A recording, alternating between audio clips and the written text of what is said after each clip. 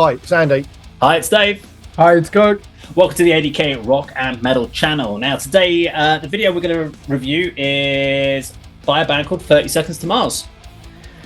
Now, Kirk, you must know 30 Seconds to Mars. I know the actor who's the lead singer, Jared Leto. I don't know him. I know of his work. Andy, heard of the band? Pretty echo what Kirk just said. I think have they got one sort of song that everybody knows that's sort of quite catchy, quite memorable? And that is what we are going to review That's today. the one where they're all wearing what do you call those 16th century masks that people used to wear? There's a lot. So basically, masquerade ball type thing. Yes, that's the one, isn't it? That, I think you're thinking My Chemical Romance on that one. Oh, okay. But they are from the same scene. Some 30 Seconds to Mars are weird in the sense that they are put down as an emo band, but I never thought of it. I had the album, this song's on. We're going to be doing the song The Kill. And it's also called The Kill, Bury Me. It's a huge hit. I love the video. I love the song. But I had the album and I never really got into the album. And so it's one of these albums which I said to you guys a while back that I've been going through all my old albums that I bought that I never really listened to, that never connected with me in any way. And I've just been listening to it. And what's really weird for me is with listening to 30 Seconds to Mars, with the exception of this song on the album this came from, it all sounds like Tool or Perfect Circle to me. Right. Very much like prog rock. Smashing Pumpkins, I think, are an influence on these. Yeah, it's very interesting. So for me, but this video, we talk about like music videos, this is how you do a music video, in my opinion. No pressure on me and Andy then at all to step up to the plate and deliver a verdict on it. Here we go. This is 30 Seconds to Mars and The Kill.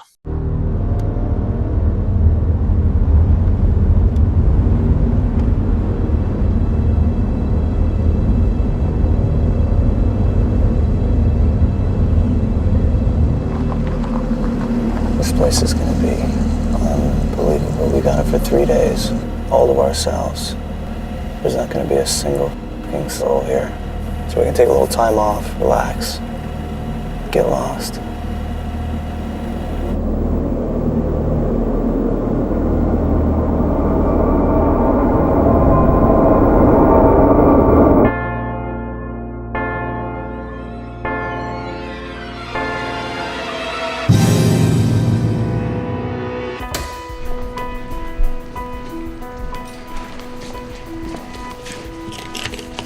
They wrote us a note.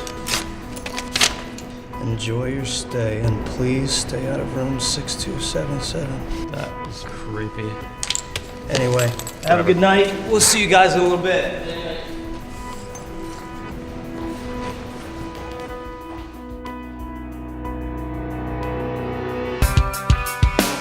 What if I wanted to break?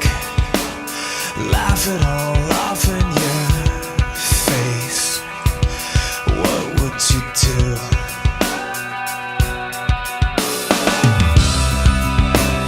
What if I fell to the floor? Couldn't take this anymore. What would you do? Come break me down.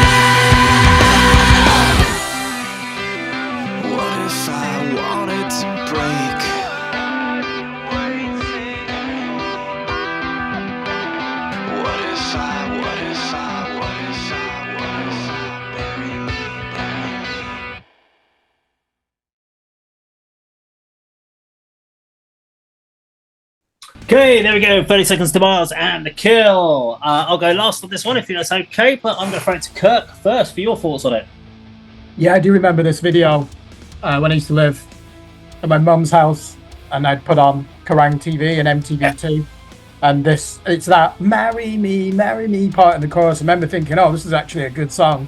And like many people, I probably thought, oh, I'm not going to go anywhere near this band because the vocalist is too handsome for rock music. The whole band are, aren't they? Just you look at them and just think, what is the point in even trying to compete? You've no chance. And that seems to put people off, and it shouldn't do. I like the dynamics in this song. You're right. Perfect Circle and Smashing Pumpkins are an influence. I can see why they were grouped in with Panic at the Disco and My Chemical Romance, just because of that mid to high range emotive vocal technique, which works well here, as does the homage to Stanley Kubrick's adaptation of The Shining. It's a memorable song, isn't it? There's some good moments in that second verse where it just starts belting, you know, and that goes against the dynamics of where the song's going. I just don't know if I could listen to an album full of that. I just feel listening to music like that it's like being a teenager again, isn't it? And he's probably like the only example. There'll be others, but the main example of someone who is an absolute A-list god tier actor, or certainly up there. And then he's had a successful career in music, so he's kind of like the Ian Botham of. It's the other way around, but yeah, because he's career in music and then he then played centre out for United.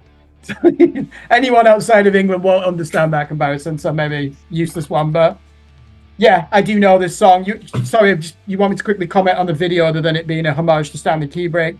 Clearly a large budget. I thought they used it well. I did find myself like analysing his acting at the beginning. It's like, why am I doing this? Oh, that's fine. You're allowed to do that. He's a musician. Good voice he's got. I know it's cliche, not really my type of music. Okay, Andy. No, you said the word memorable, and it certainly is, because I've not seen the video, but as soon as I realised, yes, it is the only 30 Seconds to Mars song I know, I was singing the chorus in my head before it came along, and for that reason, I was paying 90% of my attention to the video, which was absolutely brilliant. There's so much going on, so much rewatch value. What's the guy's second name? Jared, isn't it? Leto. Jared Leto, it's called. I mean, yes, he performs his part really well, but so does his bandmates. You know, I thought they acted really well throughout this. They've all got their own sort of storyline and their own encounters with various entities within this hotel. As you said, Kirk, very reminiscent of The Shining. Yeah, really, really good. I mean, you got to watch it again, because was one of them receiving fellatio from a man in a rabbit costume, or was that misinterpreted by myself? No, and that was a scene that was in The Shining, yeah. So, oh, is it? Yeah. I see. I'm not sure I've seen The Shining all the way through. You know, it's one of them classics you probably should have done, but I don't recall that as being an exact scene. You know, they paid pure homage to The Shining in this. They did it so well. Yeah, I mean, I remember The Shining, the little boy on the trike going around the corridors and knocking his mum off the stool. So maybe I must have seen the film anyway. But yeah, video excellent. I want to watch that again just to sort of, you know, take it all in, because it was really well performed. As you say, big budget. Storyline, as you've just confirmed, Dave, probably lifted a lot from the actual original movie. My question, though, you mentioned sort of Panic at the Disco and Got It From My Valentine. Apart from young teenage American girls, who actually is this music aimed at? Who is going to sort of, because it's borderline pop, isn't it? Really, it's not. They're rock stars from day one, this band, aren't they? Which is quite unique. As you said, Kirk, ridiculously handsome. You know, they're going to sell records based just on that, but I don't know who's it aimed at, apart from demographic I've mentioned. People who like alternative rock and emo. Obviously, that's male dominated, isn't it? But I agree with Andy there. It's like when you look at the 80s, Duran Duran. If they didn't exist, you would have had to create them. They're all 5 handsome guys from Birmingham, and they make it in America on the first album. And most men hated the band at the time, didn't they? Because they got so many girls. Is this the case with 30 Seconds for Mars? Is that why? Quite possibly. So they targeted a very female demographic, I would have said, when they came out. That would have been my guess. I remember when they came out, along with things like My Chemical Romance. That was the generation that came after me, as far as like my peak period of buying music. So that post new metal emo phase that kind of came around, I was locked into the style of music I was going to be listening to. So I saw them. I was like, yeah, you're going to be another one of these Fall Out Boy type bands. It's going to be pop rock, whatever. I'm not into that. And the reason I got into The Kill was I heard The Kill it was either on a rock radio thing or it was on a soundtrack to something. And I just remember that and loving the song, and then finding out it was 30 Seconds to Mars Later. The other song on the album is that's also on a soundtrack is Eshkelon, and that is the final track or the outro track on the film The Core. And that's again a really memorable song when you know what that one is, and it sounds completely different to this. What's really weird with this album is this is the only really hooky, catchy song on it. Every other song on the album, there's about 13 other tracks on the album, are really hard to get into. You have to really, really work. You're like, okay, I'm about a minute and a half in, and they're doing some weird prog rock shit going on here, and I have no idea what's happening.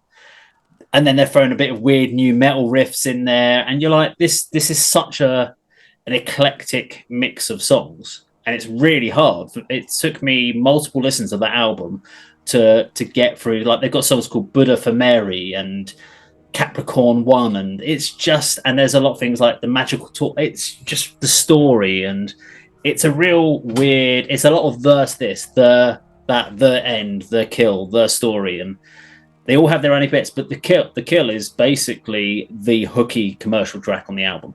Nothing else is. Nothing is instantly accessible, in my opinion. You have to work at the rest of the album really hard. But once you do appreciate the song, you really understand where they're going. And that's where I would say on the rest of the album, I was listening. If I didn't know it was 30 Seconds to Mars, I would have gone, am I listening to A Perfect Circle? Because actually, when I'm playing the album, A Perfect Circle comes up next. If I listen to this album, Perfect Circle comes on after this. And I actually thought I was just listening to the same album all the way through until I actually checked what I was actually listening to. So it's really interesting to do. But I love the video production, the work they put into it, and they truly understood that the music video is a vitally important part of it. You can't just go and whack something out and throw it out there, or a lyric video or any of that bollocks that people do. Spend time, tell a story, and as you said, Andy, rewatch value. I've rewatched that music video so many times, and I still find out little details I missed the first time round, and it's still good. And although he's singing in clean, this is a song. There's so much anguish in his voice when he's like, "Come break me down, bury me." You're like, "Fucking hell!" This guy is really going for it. It's not like he's just singing it in a pop vocal. Yeah, I think that works really well.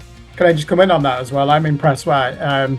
He's taking a big risk there with that chorus. I think that's why it works, because it actually starts with a melody that nails you straight away. Yeah. And then he like drags it through the gutter and brings it back, doesn't he? Which is so difficult to do. The only other person I know who does that consistently is Spencer from Periphery. Whereas most singers will do the opposite. They're trying to feel their way into the melody, and it's like the song's getting away from them, and the anguish drags it back. He actually starts with the melody. So to almost sabotage that and then come around full circle is very risky and very difficult to do. So that definitely deserves praise. The way that he's approached that. Can I say something, Dave? You Yeah. mentioned, I said, who's this band that, who's this sort of music aimed at? It's not something I'm ever going to listen to. But saying that, the bands you mentioned, Fall Out Boy, Panic at the Disco, they've got two absolutely banging songs I can recall right now. And if they came on the old video streaming channels or on the radio, I'd listen to them. Shutting the goddamn door, that's Panic at the Disco. Yeah. And the Fall Out Boy, well, I can't recall that one. Is it Dance, we're falling away. There's loads by Fall Out Boy. Yeah. But they're memorable, catchy songs, even if they're not your style. So that that's all credit to these bands. This is another one that I'd add to that list. And Good Charlotte, there's another one that came out around that sort of time. I'd never listened to a Good Charlotte album, but that if the song came on, you'd be like, yeah, Young and the Restless or whatever it was, and. So there's girls don't like boys, girls like cars and money. So bad, that song. It actually makes me angry just hearing it because it's so shit. So we've just triggered Kirk. Yeah, Good Charlotte. They did do one good song, though, was it? I just wanna live, and they have this like falsetto in the chorus. It's actually a decent track, but There we go. There we Showing go. our age now. There we go. 30 Seconds to Mars and The Kill. If you enjoyed our video today, please do like, share, and subscribe, and we'll see you on the video sometime very soon. Take care.